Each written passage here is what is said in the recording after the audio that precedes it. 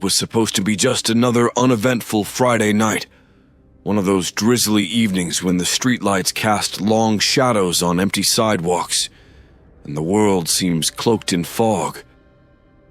I hadn't planned on wandering through the old district. I hadn't even realized I'd ended up there until I looked around and found myself in front of a shop I'd never noticed before. Its sign was faded, almost unreadable, but I could make out a few words that hinted at the odd collection of items within. Curiosities, relics, forgotten memories. The lights inside were dim and flickering, casting a warm amber glow that seemed out of place in the night. I don't know what came over me, but something, call it curiosity or a strange pull in my gut, drew me in. The shop bell gave a low chime as I stepped inside, and the smell of dust and incense hit me. The walls were lined with shelves filled with peculiar objects, antique clocks frozen in time, ornate daggers, and old leather-bound books with titles in languages I couldn't recognize. There was something unsettling about the place. I could feel eyes on me, though the shop appeared empty. After a while, I noticed an old man standing behind a counter at the far end, his head bowed as if he hadn't even noticed me. His skin was weathered, his hair stark white and tied back. When he finally lifted his gaze, his eyes were sharper than I'd expected. Too sharp, as though they could see through me. He didn't say a word, just gave a small nod, almost like he was waiting for me to make a decision I hadn't yet realized I needed to make. I let my gaze drift over the cluttered shelves until something caught my eye. A small, tarnished amulet resting in a glass case. It was dark, darker than anything I'd ever seen. It seemed to swallow the light, its surface etched with symbols that twisted and curled like tiny serpents. A single stone sat at its center, a deep red that seemed to pulse slightly, almost as if it had a heartbeat of its own. Without really thinking, I pointed to it. That one. How much is it? The shopkeeper's eyes gleamed as he carefully took out the amulet and placed it in my hand. I expected it to feel cold, but it was warm, almost uncomfortably so, and heavier than it looked. "It's not meant to belong to anyone," he said softly, his voice gravelly and low. "But it seems drawn to you." I chuckled, trying to brush off the shiver that ran down my spine. "Well, I'm drawn to it too, apparently. How much?" He shrugged as though the question was meaningless. "Whatever you think it's worth," he said. The words hung in the air, heavy with some hidden implication I couldn't quite place. I slipped a few crumpled bills onto the counter, feeling oddly self-conscious as I did so. He accepted them without looking, his gaze never leaving my face. "Be warned," he murmured as I pocketed the amulet. "It belongs to no one, not truly." The warning felt absurd. I nodded politely, brushing off his words as I turned to leave, stepping back into the cold, misty night with the amulet resting heavily in my pocket. As I walked, I glanced over my shoulder, but the shop was already lost in the fog, as if it had vanished as soon as I'd left. I took the amulet out when I got home, examining it under the dim light of my apartment. The patterns etched into the metal were strangely mesmerizing, spiraling and shifting in ways that almost made me dizzy. As I traced a finger over its surface, I felt an inexplicable urge to put it on. The weight settled against my chest like an anchor, warm and oddly comforting. But as the hours passed and I drifted into a restless sleep, I could have sworn I felt it pulse once, faintly, like a heartbeat, only it wasn't in sync with my own. That first night with the amulet was strange. I didn't sleep well, tossed around in bed as if something was hovering just out of reach, pressing on the edges of my mind. Each time I drifted off, I was pulled into dark, fragmented dreams, flashes of twisted landscapes, shadows stretching across vast empty spaces, and faces. Faces I didn't recognize, twisted in silent agony, their mouths open in screams I couldn't hear. By morning I felt worn out, as if I'd spent the whole night running. I told myself it was just a series of bad dreams, but when I looked in the mirror, there was something different in my face, something unsettled in my own eyes. I tried to shrug it off as I went about my day, though I found myself unconsciously touching the amulet every so often, my fingers tracing the strange symbols. At first, I didn't even realize I was doing it. It had become a reflex, like scratching an itch. Each time I touched it, I felt that faint pulse, a warmth that seemed to hum just beneath the surface. I should have taken it off, but every time I thought about it, a prickling sensation ran through me, like the beginnings of a headache. It was easier to leave it on. As the days passed, the feeling grew stronger. It was subtle, creeping into my life in small, insidious ways. The shadows in my apartment seemed darker, somehow more solid. I'd catch glimpses of movement out of the corner of my eye, only to find nothing there when I turned to look. I tried to tell myself it was just my imagination, that I was spooking myself over nothing. But deep down, I felt something lurking. The dreams got worse, too. Every night I found myself back in that same bleak, shadowed landscape, surrounded by those silent, screaming faces. They seemed to get closer each time, reaching out to me with hands that stretched and blurred like melting wax. I would wake up drenched in sweat, my heart pounding, my chest tight with a terror that lingered long after the dream had faded.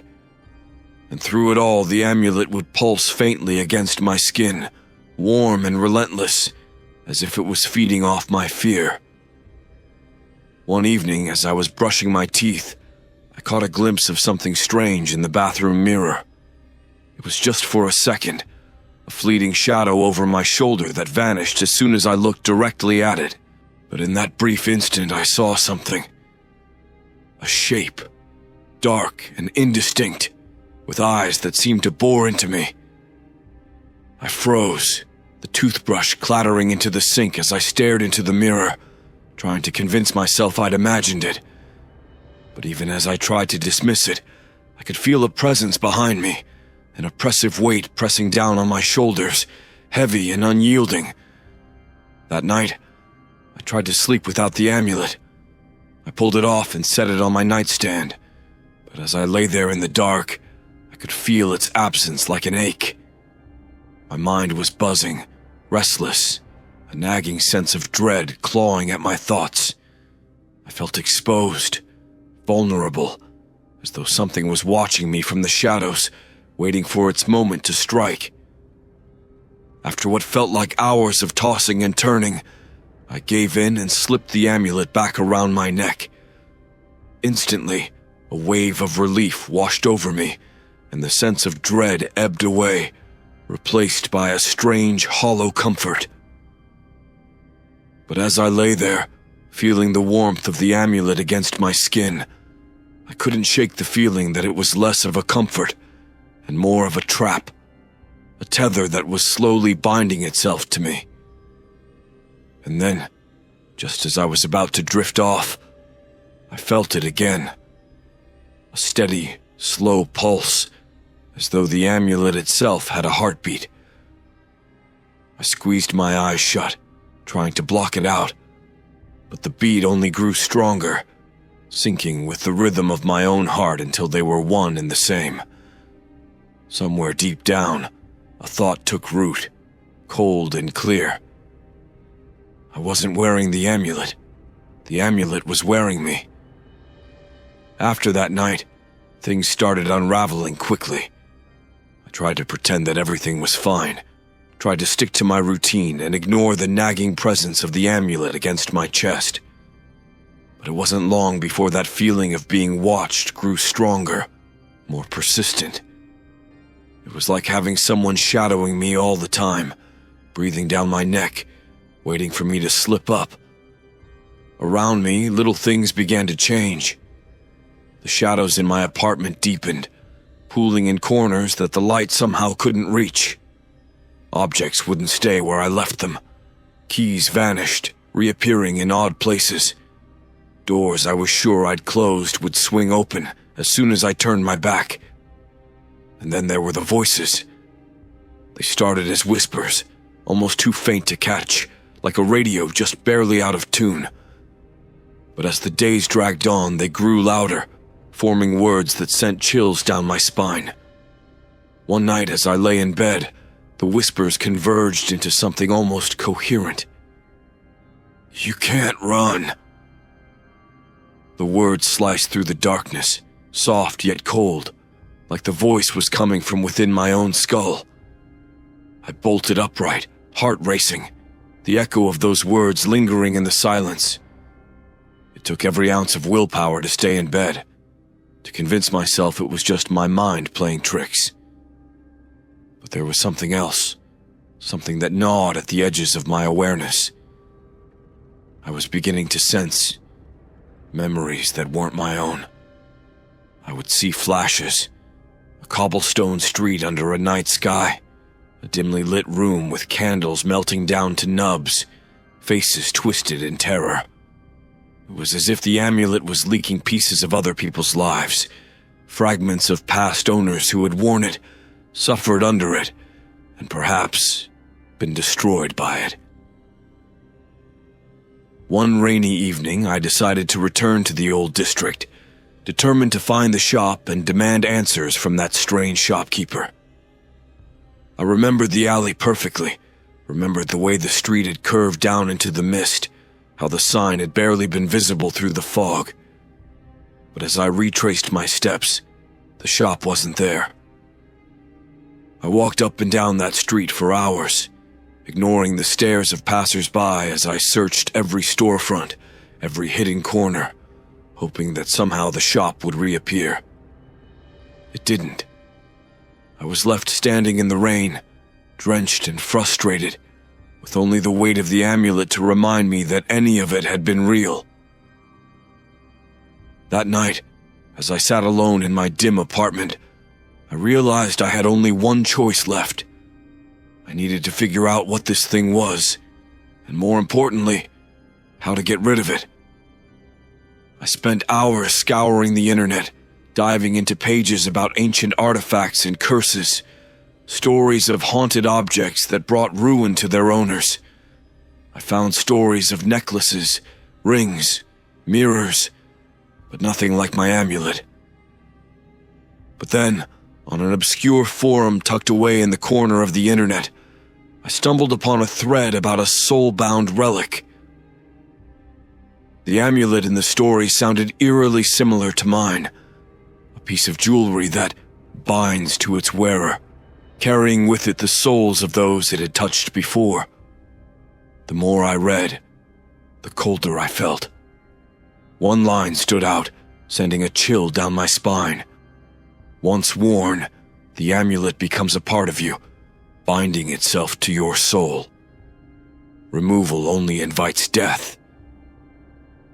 That night I couldn't shake the feeling that something was creeping closer, inching toward me with every passing hour. It was as though the amulet had sensed my intentions, had felt the weight of my curiosity and decided to punish me for it. In a moment of desperation, I tried to rip it off, fingers scrabbling at the clasp. But the metal was hot, almost searing, and I couldn't bring myself to unfasten it. The very thought of taking it off filled me with an overwhelming sense of dread, like I was about to commit some grave betrayal. My hand shook as I let go, the amulet slipping back into place with a triumphant thud against my chest. And then, as I stood there in the silence of my apartment, I heard it again. The whisper, so soft I could barely make out the words. "You can't escape us." I barely slept that night. The amulet felt heavier, like it was sinking deeper into my chest, grafting itself to my skin. Every time I closed my eyes, I felt it pulse against me, warm and insistent, like a parasite that had found its host. The dreams were getting worse too, slipping past the usual murky shadows into something far more vivid. That night, I found myself standing on an old cobblestone street, the fog thick around me, blurring the edges of reality. Dim lamps cast weak circles of light, barely enough to make out the faces of people who seemed to drift around me like ghosts. Their eyes were wide, their mouths twisted into expressions of terror, though no sound came out. They looked at me, through me, with an accusatory intensity as if I were to blame for their misery. I couldn't move, couldn't scream. I felt rooted to the spot, their silent accusations pressing down on me, filling me with a guilt I didn't understand. I wanted to scream at them, to tell them I wasn't responsible for whatever horror had bound them to this place. But as I looked down, I realized I was holding the amulet in my hand, the blood-red stone gleaming with a sickly light that seemed to call to them. When I woke, drenched in sweat, I felt a strange soreness in my hand. Looking down, I saw faint marks on my palm, exactly where I'd gripped the amulet in the dream. The symbols were faint but unmistakable, etched into my skin like a brand. The realization hit me like a punch to the gut. This thing was trying to merge with me, pulling me deeper into its world with every passing night. I knew I couldn't stay alone with it any longer. Desperation took me to the library that morning. I combed through ancient folklore books, grimoires, anything that might hold a clue to breaking this curse. I scoured the internet too, reading through countless forums and articles, searching for anyone who might have experienced something similar. But every answer I found led back to the same grim conclusion. Those who wore the amulet were marked by it. And once marked, there was no escape. Days blurred into nights as I pored over everything I could find. I was exhausted, my skin pale, my hands shaking from lack of sleep. I stopped going to work, stopped answering my phone. Friends and family texted me, left voicemails, worried about where I'd gone. But I couldn't tell them, couldn't drag them into this nightmare. Then, one evening, as the sun dipped below the horizon and my apartment grew dark, I felt it. Them. The shadows seemed to shift, gathering in the corners, coiling along the walls. The faint whispers I'd tried to ignore were growing louder, more insistent. I could hear fragments of voices layered over each other, murmuring in a language I couldn't understand. But there was one phrase that stood out, clear and cold. "Give it to us." My heart raced. I stumbled backward, pressing myself against the wall, watching as the shadows pooled together, forming a dark shape that loomed taller than the ceiling itself. It didn't have a face, but somehow I could feel its gaze on me, heavy and unyielding. The presence stretched toward me, its form reaching out like a hand. Instinctively, I clutched the amulet, feeling its heat flare against my chest. The shadows recoiled slightly, as if the touch of it burned them. For the first time, I understood that it wasn't just me who was trapped by this thing. There was something inside it, something dark and ancient, that held sway over these shadows as much as it held sway over me. A flicker of hope sparked in my chest. Maybe, just maybe, if I could understand its power, I could find a way to break it. But as I took a breath, steeling myself, the shadow's whisper returned, cutting through the air with chilling finality. "You belong to us now." I staggered back, and my hand slipped from the amulet, breaking the fragile sense of safety it had offered for just a moment. The shadows closed in, pressing against me, suffocating. I could feel their cold touch brushing against my skin, feel the weight of all those souls who had come before me, those who had tried and failed to escape.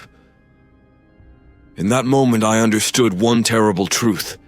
Whatever this amulet was, it was bound to feed on fear, on desperation, and now, as I felt the darkness settling over me, I knew it would keep feeding, until there was nothing left of me to give. The night passed slowly, each hour dragging by as I sat in my apartment, wide-eyed and clutching the amulet.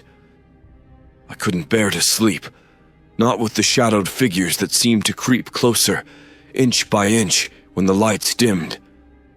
They whispered constantly now, their voices a low, rhythmic chant, punctuated only by that chilling phrase, "Give it to us." By morning, I was exhausted but resolved. I knew the amulet was feeding off my fear, and I had to find a way to sever the connection before it consumed me entirely.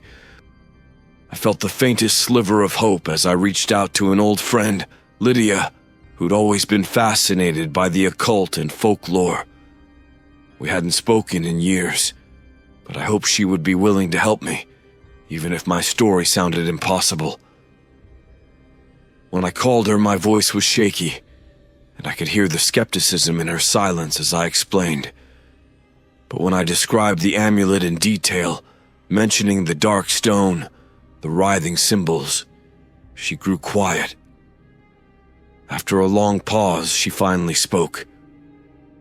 "There's a legend," she said slowly, "of a soul-trapping amulet, a reliquary that holds the spirits of the dead. They say it was created as a means to cheat death, to keep pieces of the soul anchored in this world. But only the darkest souls would bind themselves to it.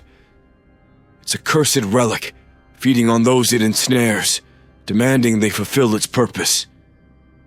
I gripped the phone tightly. "And what is its purpose?"